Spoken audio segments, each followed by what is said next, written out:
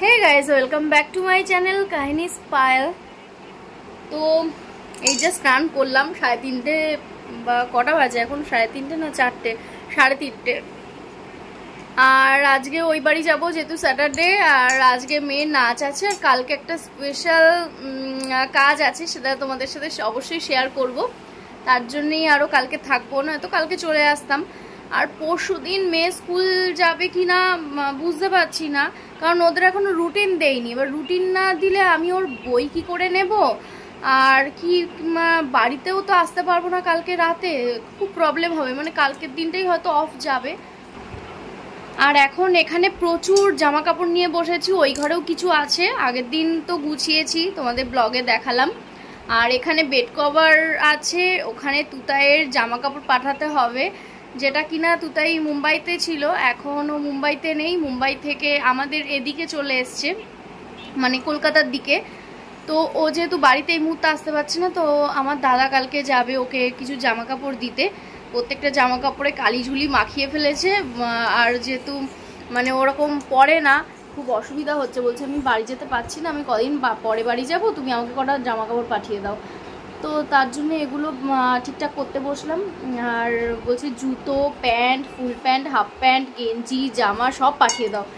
তো যাই হোক, সেগুলোই প্যাকিং করতে বসেছি। আর আমি বিকেলে বাড়ি যাব, কিছুই না, আমার তো কিছু লাগে না, জাস্ট একটা ড্রেস দেবো, মামামের তো ওখানে সব কিছু আছে, আমার একটা ভালো কিছু নেব, আর একটা শাড়ি নেব, যদি রিলস করি বৌদি ভাইয়ের সাথে।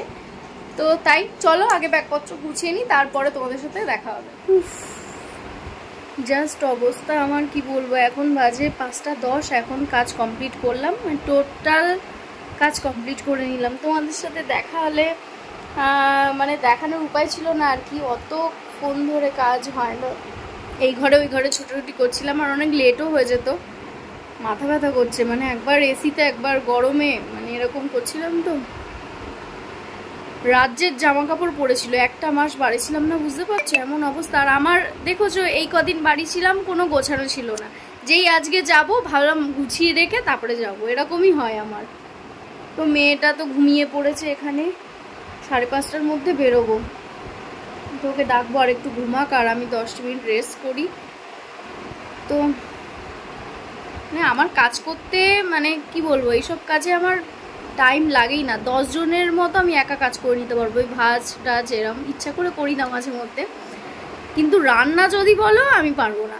মানে ওই মাঝে মাঝে তরকারি ঘুরতে দাও, মডেলের কিচেন হবে, এরকম খুব ভালো লাগে, কিন্তু রোজকের রান্না যেন আমার হয় না, কি থেকে নেই, ওই করে করে যে কত কথা আমি শুনি, কিন্তু তাও আমার বেশ ইচ্ছাটা আমার জাগে না, না কথা শুনছি এবার রান্নাটা করি।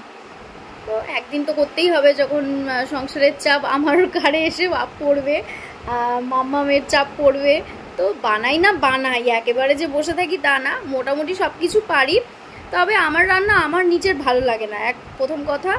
আর তারপর হচ্ছে চাউমিন টাউমিন, এই মানে এইসব জিনিসগুলো ভালো পারি।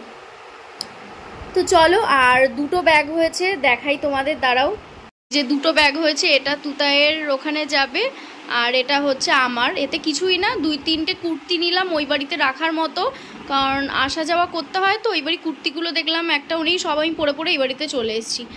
আর 2টো শাড়ি নিয়েছি, আমি একটা পরবো যদি রিলস বানাই, আর মার একটা শাড়ি ছিল সেইটা, তো আর কিছুই নেইনি। তো চলো রেডি শেডি হই, তারপরে তোমাদের সাথে শেয়ার করব।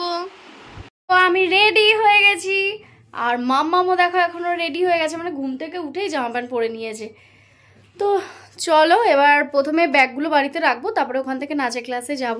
আর মুখটা বড্ড কেমন যেন বেমানান লাগছে, আইব্রো করা নেই না কিছু, কি হয়েছে, ভালোই লাগছে। তো যাই হোক চলো, তারপরে পরে তোমাদের সাথে অনেক কথা হবে, আর কালকে একটা ইন্টারেস্টিং ব্লগ আসতে চলেছে, দেখতে থাকো। আর তারপরে পৌঁছে গেলাম নাচের ক্লাসে, আর আমি বসেছিলাম, আর ওরা নাচ প্র্যাকটিস করছিল। আর আমার মুখে দেখেছো কি হয়েছে, একটা ছোট পিম্পলস বেরিয়েছে, তো কেমন জানি লাগছে মুখটা দেখতে, আর হঠাৎ এখন কেন হলো বুঝলাম না। আর তারপরে একটু উঠে এলাম ওরা কি নাচ প্র্যাকটিস করছে সেটা দেখার জন্য।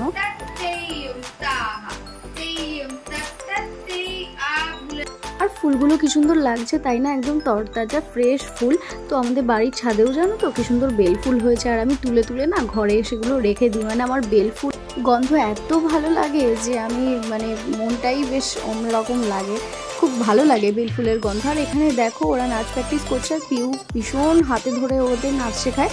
আর সব থেকে বেশি যেটা ভালো লাগে এখানে ক্লাসিক্যালটা শেখানো হয়, আর্ট হাউসগুলো শেখে ভালো করে, যেটা কিনা বড় হয়ে ওর যদি প্রফেশন হিসাবে নৃত্যশিল্পী হয় সেটাতে কাজে লাগবে। তো যাই হোক, আর এখানেও একটা নাচ তুলছিল নতুন, ও 2-3 বার তুলে দিয়েছে কিন্তু মাম্মাম প্র্যাকটিসের অভাবে ভুলে গেছে, তাই আবারও আজকে তুলে দিল নাচটা। আর এই গানটা যেন আমারও খুব প্রিয়, কি গান বলতো, লীলাবালি লীলাবালি। তো ওর তুলুক, তারপরে তোমাদের ফুল নাচটা একদিন দেখাবো। আর এখানে দেখো কেক দেখে আমরা চলে এসেছি এখানে। আজকে কি হবে জানো, আজকে ঐত্রীর বার্থডে সেলিব্রেশন হবে আবারও, তাই এখানে কেক কাটিং হবে। এটা ঐত্রী জানতো না, ঐত্রীর ম্যাম এটা সারপ্রাইজ দিল ঐত্রীকে, তো আমরাও বেশ সারপ্রাইজ হলাম। আর কেকটা ভীষণই ভালো ছিল, টেস্টি ছিল। তো যাই হোক, সবাই মিলে এবার কেক কাটার পালা। তো চলো ও আগে কেকটা কেটে নিক, তারপরে অনেক কথা হবে। দাঁড়াও সবাই আসো, এদিকে আয়, নাও কেক কাটো। হ্যাঁ এই দাঁড়া, তোর মা ইয়ে আনতে গেছে, তোর ক্যাইমাই করে উঠবি। এটা কিন্তু ঐত্রীর মামি। ও আচ্ছা, হ্যাঁ কাটো কাটো। Happy birthday to you, happy birthday to you, happy birthday to you Oitri, happy birthday to you.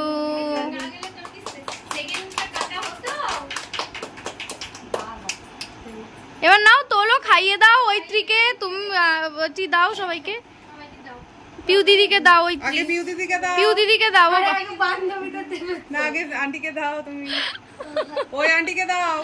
ওলে বাবালে।